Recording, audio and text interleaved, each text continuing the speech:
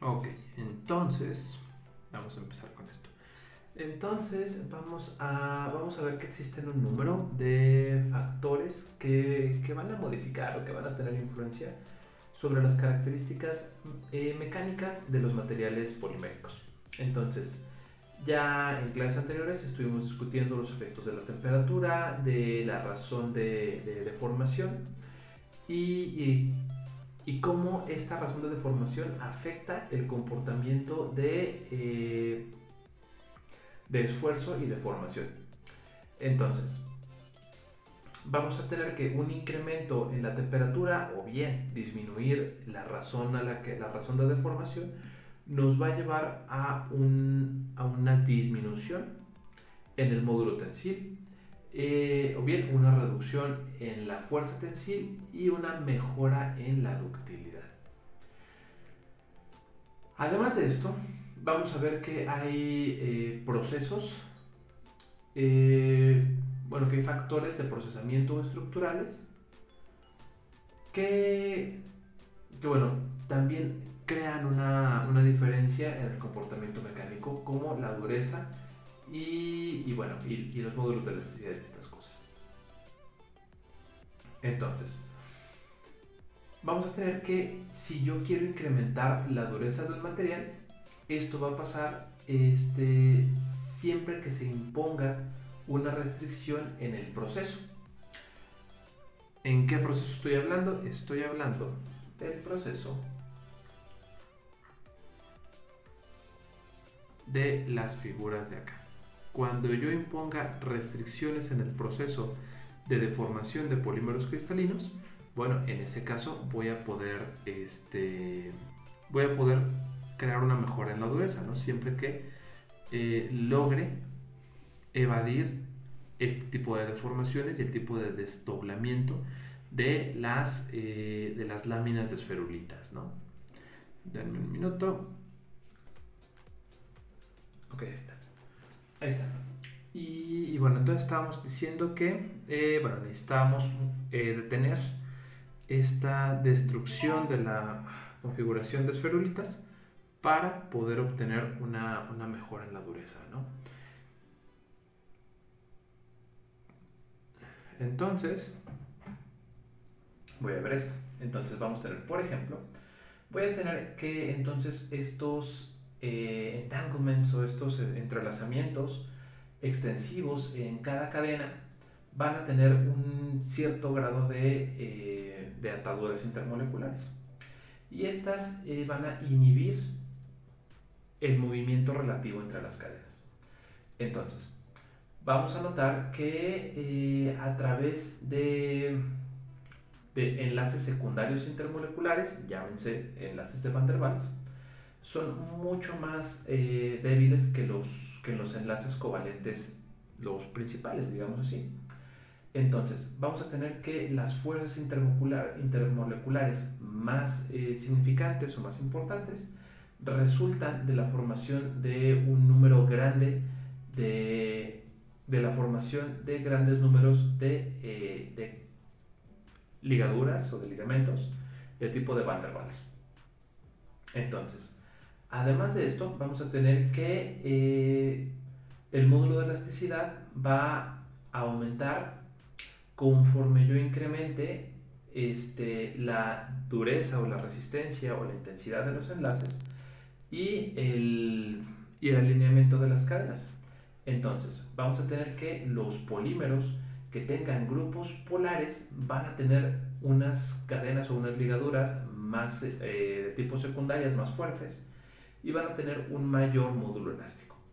Ahora, vamos a tener ahora que vamos a discutir algunas formas o algunas, pues sí, algunas de los factores o algunas de las propiedades,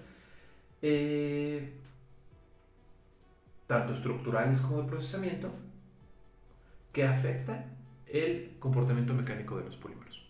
Y vamos a empezar con el primero, que es el peso molecular, y vamos a ver que la magnitud del módulo tensil, o bien la fuerza tensil, vamos a ver que no parece ser influenciada directamente por el peso molecular.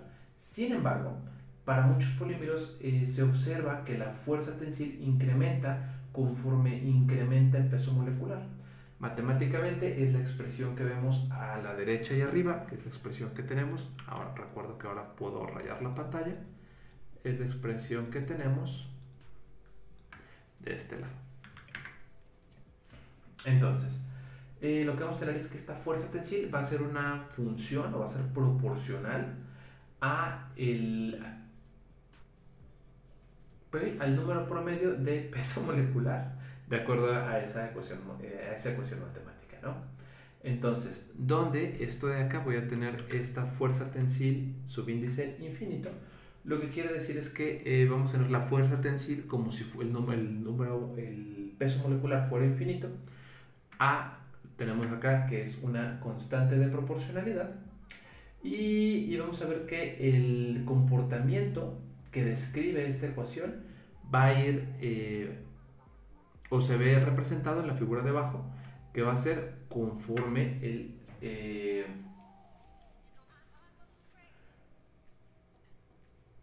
conforme aumentamos el peso molecular. Conforme aumentamos el peso molecular, lo que vamos a ver es que va a ir incrementando el entrelazamiento molecular entre las cadenas poliméricas. Y entonces vamos a ver que ese entrelazamiento evidentemente modifica las características mecánicas de mi sistema. Entonces, a partir de ahí podemos ver lo que sería las gráficas de abajo. Pero bueno, ahorita vamos a explicar esa parte. Antes de eso, quiero explicar o quiero irme con el grado de cristalinidad.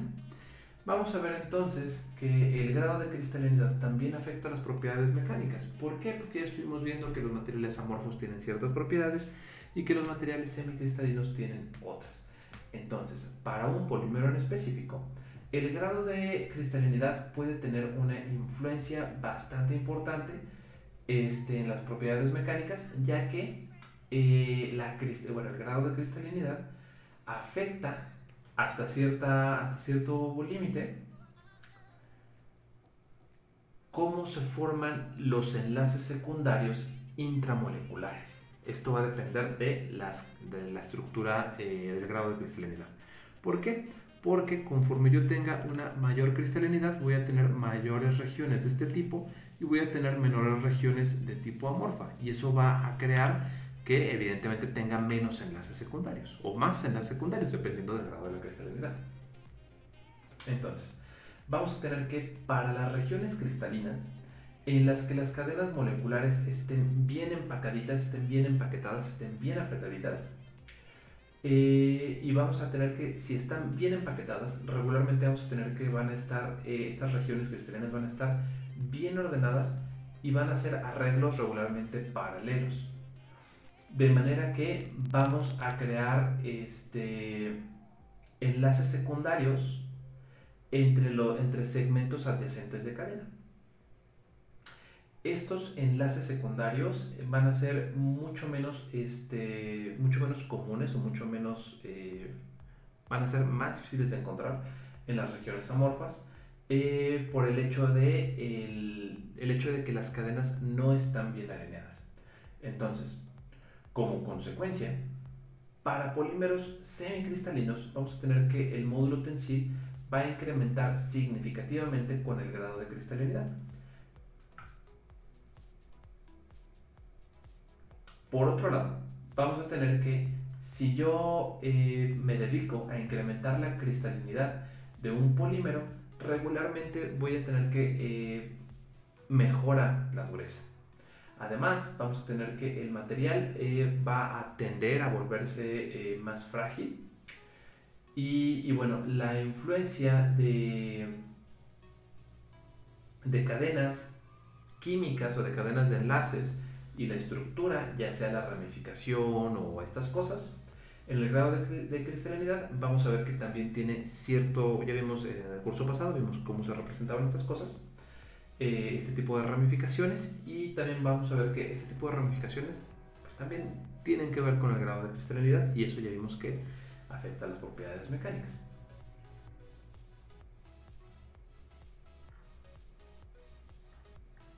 Y entonces vamos a ver ahora sí la gráfica de la derecha, en el que vamos a ver que los efectos de ambos, el porcentaje de cristalinidad y el peso molecular, van a estar afectando el estado físico del polietileno, que está representado de este lado. Entonces, lo que tenemos en la figura, vamos a ver que vamos a tener cómo afecta en el eje X, que es lo que tenemos acá, el porcentaje de cristalinidad. Es decir, de mi material, qué tanto de mi material o qué tanto porcentaje en peso está en una fase cristalina. Hasta arriba tenemos el 100%, que significa que el material es completamente cristalino, y acá tenemos el 0%, que el material es completamente amorfo. Por otro lado, tenemos el peso molecular en una escala no lineal, quizás sea logarítmica, realmente no dice en qué tipo de escala está, pero básicamente lo que nos dice es que tenemos pesos moleculares pequeños y pesos moleculares sumamente grandes. Y entonces vamos a tener que, para pesos moleculares pequeños, pero altos grados de cristalinidad, voy a estar en esta región en la que voy a tener materiales que pueden estar entre frágil y duros dependiendo de exclusivamente el peso molecular. Lo de acá también es parecido a un diagrama de fases, ¿no? Decimos, bueno, pues para un peso molecular de 2000 y un porcentaje de cristalinidad del 50%, ya sabes que va a estar en esta parte de ceras suaves o de un tipo de cera, de un tipo gomoso, pastoso. Cuando tenemos bajos porcentajes de cristalinidad con bajos pesos moleculares, nos encontramos en la región de grasas o de líquidos muy viscosos. Para altos porcentajes de cristalinidad y relativamente bajos pesos moleculares, vamos a estar en ceras frágiles. Podemos entrar a la región de ceras duras, aumentando un poquito el peso molecular. Y cuando tenemos un alto peso molecular, y sería por acá un porcentaje de cristalinidad de más del 50%, ya nos vamos a estar en la región de plásticos, ya sean duros o suaves. Y entonces, a partir de estas dos características, yo puedo saber puedo aproximar, o puedo determinar bastantes cosas a partir de, o puedo inferir características de mi material. Ahora, lo que sigue, déjenme checo la siguiente diapositiva, perdón, ok. Entonces, sería ver lo que existe. Dijimos que habían factores que tenían que ver con la estructura química atómica del polímero y otros que tenían que ver con el procesamiento del polímero o de cómo se hacía. Entonces, lo que sigue es la predeformación por drawing. El drawing lo definimos en la clase pasada y dijimos que era, lo teníamos por acá, Viscoelastic Grip. Estoy segurísimo de que lo hemos dejado por acá.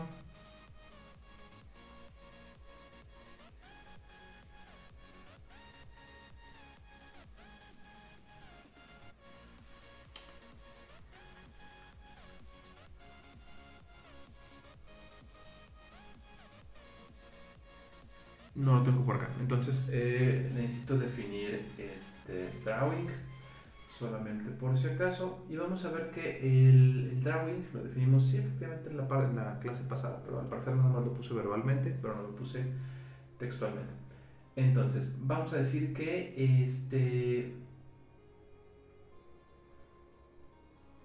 el proceso de orientación en el que vamos rompiendo cadenas poliméricas de este tipo y las cadenas de esferulitas, y las vamos acomodando en líneas rectas o en líneas en la misma dirección que el estrés de tensión, vamos a ver que en ese caso ese proceso se va a llamar drawing.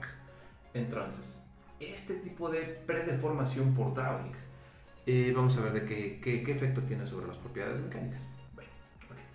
Vamos a decir entonces que en el ámbito comercial, una de las técnicas más importantes que se utilizan para mejorar la dureza mecánica y el módulo de tensión es el hecho de deformar permanentemente el polímero mediante tensión o mediante un estiramiento. Entonces, Este procedimiento regularmente lo vamos a conocer como drawing. Sinceramente no conozco la traducción en español, pero vamos a llamarle meramente por su título en inglés, drawing, que igual es, me imagino que es una palabra que se utiliza comúnmente en el argot de los polímeros.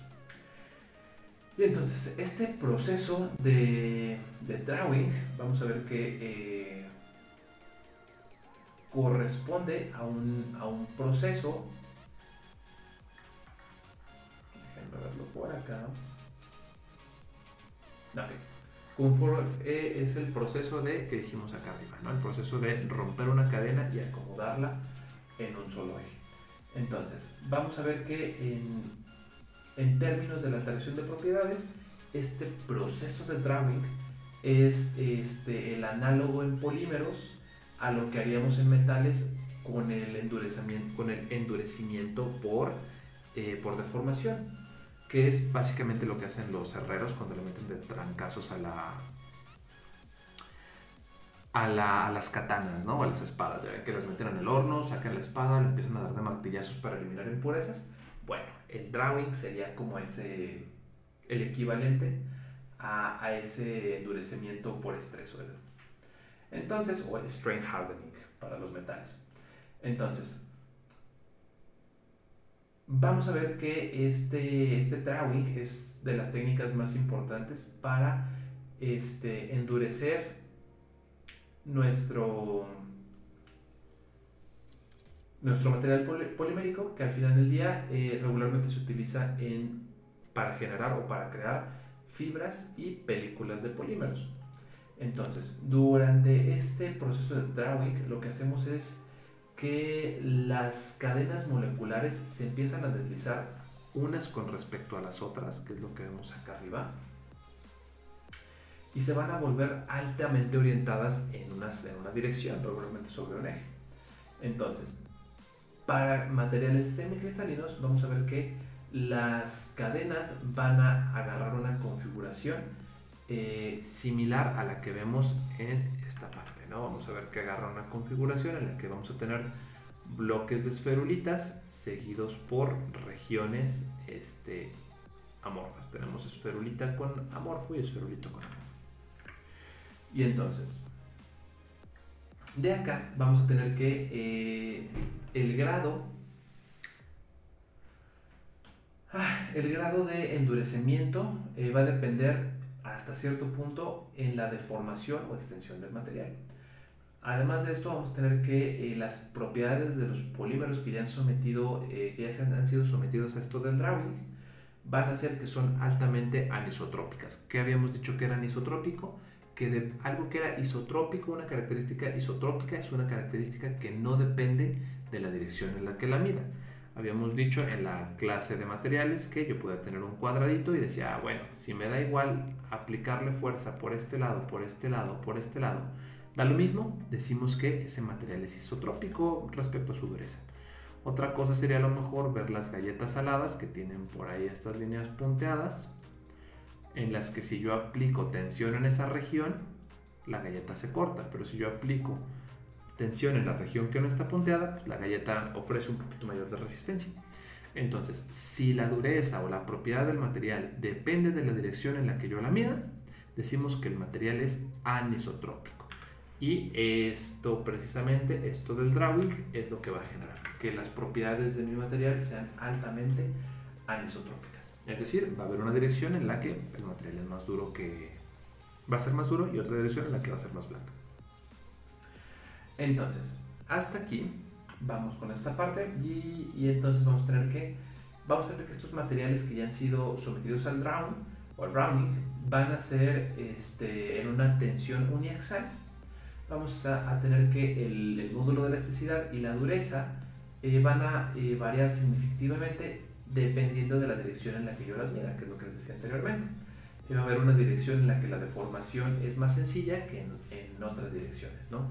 En el caso de la figura anterior, la deformación va a resultar ser más sencilla en esta dirección al pasar a través de las regiones blanditas amorfas. Entonces, de acá voy a tener que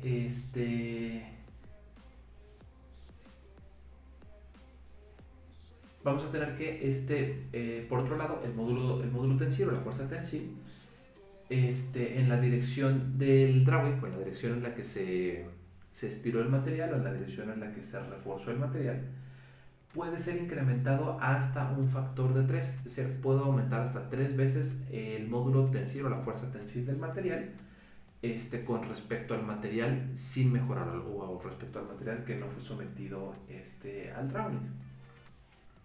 Entonces, de aquí que vamos a tener que, si tenemos para ciertos ángulos, vamos a tener que el eje tensil puede llegar a un mínimo y bueno, esta orientación del módulo va a ser más o menos del orden de 1/5 del polímero sin modificar. ¿A qué me refiero con esto? Que va a haber direcciones en las que, bueno, a pesar de que tengo una dirección preferente en la que se mejore el módulo tensil, voy a tener evidentemente una dirección en la que el módulo tensil también se reduce. Entonces, en una dirección puedo aumentar hasta 3 veces, puedo multiplicar por 3 el módulo tensil en una dirección, pero en la otra dirección voy a dividir ese módulo tensil hasta en 1/5 de la propiedad original del polímero sin modificar. Entonces, vamos a ver pues que entonces la fuerza tensil paralela a la dirección de orientación puede ser mejorada y en la dirección perpendicular la fuerza tensil va a ser reducida por un cierto factor. Entonces, lo que vamos a tener luego es que para un polímero amorfo que es sometido al proceso de Browning a una temperatura elevada, vamos a tener que la estructura molecular que está orientada en una cierta dirección va a ser retenida o se va a retener o se va a mantener esta orientación solamente cuando el material se enfría de manera muy rápida hacia la temperatura ambiente. Entonces, este proceso va a dar lugar a que exista un endurecimiento en el material, igual que lo hicimos en un material semicristalino.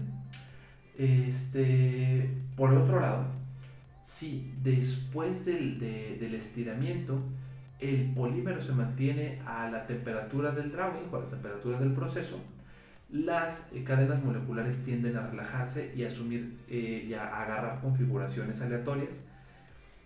Y entonces, como consecuencia de esto, lo que vamos a tener es que las características de un material amorfo no van a observar una mejora visible. Y finalmente tenemos el tratamiento térmico. El tratamiento térmico de materiales o de polímeros semicristalinos vamos a llevar que puede llevar a un incremento en el porcentaje de cristalinidad, y ya vimos que el grado de cristalinidad afecta las propiedades mecánicas.